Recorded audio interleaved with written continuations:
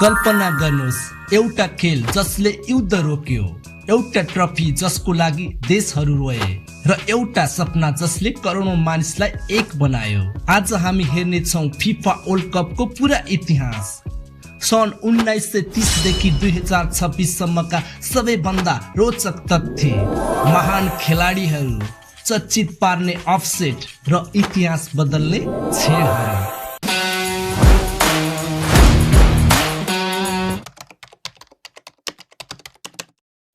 FIFA world कपको सुरुवात सन् 1930 मा उरुग्वेबाट भएको थियो। एउटा रोचक घटना, त्यति बेला विमान यात्रा कठिन थियो। धेरै युरोपियन देशहरू आउने नै मानेनन्, तर अनन्त 13 देश सहभागी भएर सुरु भयो। हेर्ने दर्शक हजारौं थिए। फाइनल खेलमा उरुग्वेले अर्जेन्टिनालाई हराउँदै पहिलो विश्वकप विजेता देश बन्यो। कल्पना गर्नुस् त, त्यो समयको बल, मैदान र जर्सी अहिले भन्दा धेरै फरक थियो।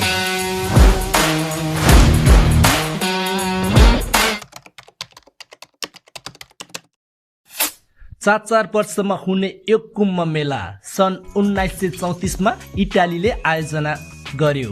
आयोजक इटाली विजयी भयो। साथै इटालीले सन् 1938 मा फ्रान्समा भएको विश्वकप लगातार अर्को पटक जित्यो।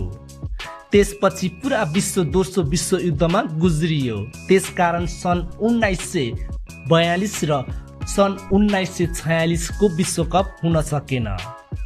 युद्धपछि सन् 1950 मा चौथो विश्वकप ब्राजिलमा भयो। तर त्यहाँ भएको एउटा घटना आजसम्म फुटबल प्रेमीहरूको लागि सबैभन्दा दुःखद घटना मानिन्छ। फाइनलमा ब्राजिललाई आफ्नै घरमा उरुग्वेले हरायो। यो खेललाई माराकानाजो भनेर चिनिन्छ। अझ अचम्मको कुरा, करिब 2 लाख दर्शक मैदानमा थिए र खेलपछि पुरा ब्राजिल रोएको थियो।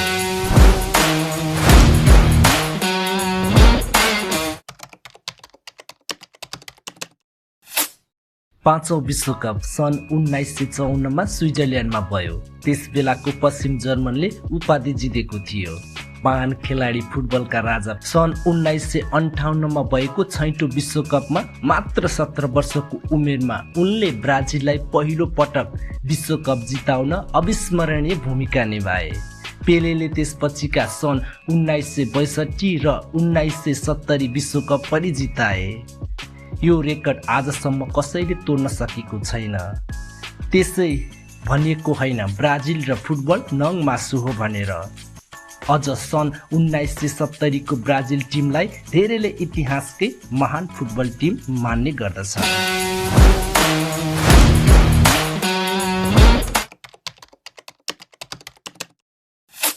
8औं फिफा वर्ल्ड कप सन् 1966 मा इङ्ल्यान्डमा भएको थियो। फुटबल र क्लबको खेलमा विश्वमा चर्चित यो देशले एकचोटि मात्र उपाधि जितेको साल पनि यही हो। सन् 1974 विश्वकप जर्मनीमा भयो। जर्मनीले दोस्रो पटक उपाधि जित्यो। अर्जेन्टिनाले पहिलो पटक फिफा विश्व वर्ल्ड कप सन् 1978 मा आफ्नै घरेलु मैदानमा जितेको थियो। तर प्राय विश्वकपमा उपाधि आयोजक राष्ट्रले जितिरहेको बेलामा सन् 1982 मा 12औं संस्करण स्पेनमा भयो। सबैको आशा स्पेन प्रति थियो। यो उपाधि तेस्रो पटक इटालीले जित्यो।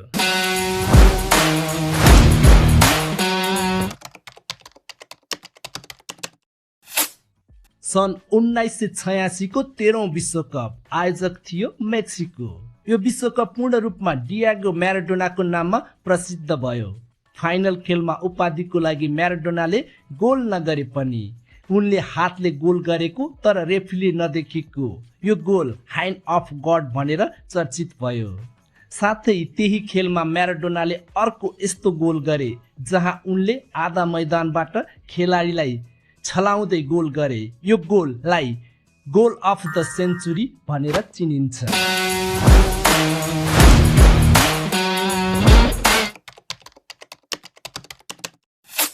इटालीमा सन् 1990 को 14औं विश्वकप अर्जेन्टिनाका महान खेलाडी डियागो म्याराडोनाको लगातार अर्को विश्वकप उपाधि जित्ने सपना।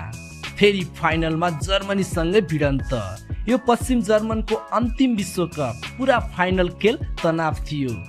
विश्वकपको इतिहासमा अर्जेन्टिनाका 2 खेलाडीले रेड कार्ड पाएको पहिलो इतिहास पनि हो।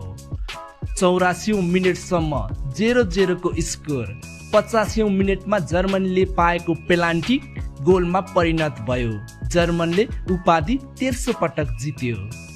खेलपछि म्याराडोना रोइरहेको दृश्य आजसम्म फुटबल इतिहासकै सबैभन्दा इमोसनल मोमेन्ट मध्ये एक मानिन्छ।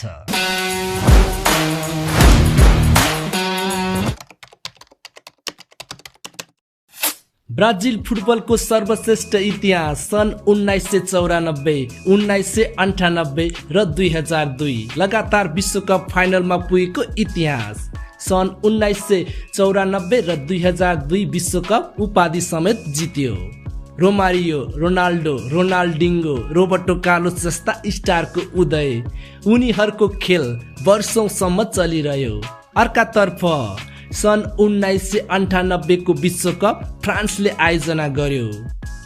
साथै पहिलो पटक फ्रान्सले उपाधि पनि जित्यो। जिनेदिन जिदान जस्ता स्टार खेलाडीको उदय भयो। सन् 2002 यसरी देशले पहिलो पटक विश्वकप आयोजना गर्यो। त्यसमा पनि 2 राष्ट्र जापान कोरिया मिलेर।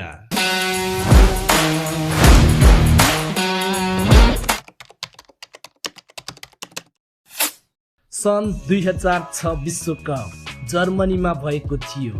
त्यस विश्वकपको फाइनल खेल सधैँ चर्चामा रहने विषय हो।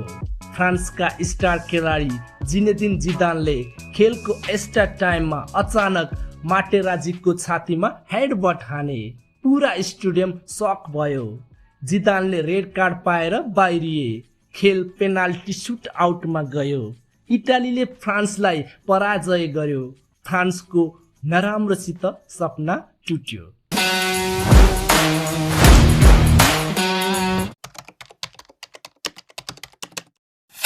पहिलो पटक विश्वकप अफ्रिकन महाद्वीपमा सन् 2010 मा भयो। आयोजक हो साउथ अफ्रिका। स्पेन र नेदरल्यान्ड्स पहिलो पटक उपाधि जित्ने तर्खरमा फाइनल खेलिरहेका थिए। स्पेनको लागि 1 गोल नै निर्णायक भयो। उसले पहिलो पटक लामो सङ्घर्षपछि विश्वकप जित्यो। सन् 2014 विश्वकप पटक पटक फाइनलमा धेरै पटक भिडेका अर्जेन्टिना र जर्मनी बीच। जर्मनी यस वर्ल्ड कपमा सबै टिमलाई गोलको वर्षा गर्दै फाइनलमा पुगेको थियो। उता अर्जेन्टिना मेसीको काँधमा राम्रो प्रदर्शन गरेर फाइनल पुगेको थियो। पुरा समय गोल रहित रह्यो। थपिएको समयको 113औं मिनेटमा जर्मनले 1 गोल गर्यो।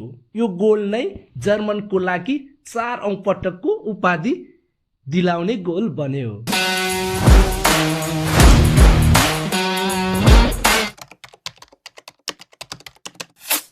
सन् 2018 रसिया विश्वकप फ्रान्सको दोस्रो पटक विजय। एम्बापेको उदय। क्रोएसिया फिफा वरियतामा पछि रहेको देश फाइनलसम्मको यात्रा। सन् 2022 विश्वकप एक रोचक इतिहास लिएर जाडोयाममा कतारमा भयो। महान खेलाडी लियोनल मेसी हर कुराले सफल भइसकेका थिए। उनको लागि एक उपाधिको अभाव थियो, त्यो हो विश्वकप। यो पुरा भयो 2022 मा। यो उपाधि जित्न त्यति सजिलो भएको थिएन। फ्रान्स आफ्ना पावरफुल युवा खेलाडीको साथमा लगातार दोस्रो पटक फाइनलमा पुगेको थियो। खेल यति रोचक भएको थियो कि 1 मिनेट नै खेलमा धेरै परिवर्तन हुन सक्थ्यो। अन्ततः पेनाल्टी सुट आउटमा अर्जेन्टिनाले आफ्नो तेस्रो पटक उपाधि उचाल्यो।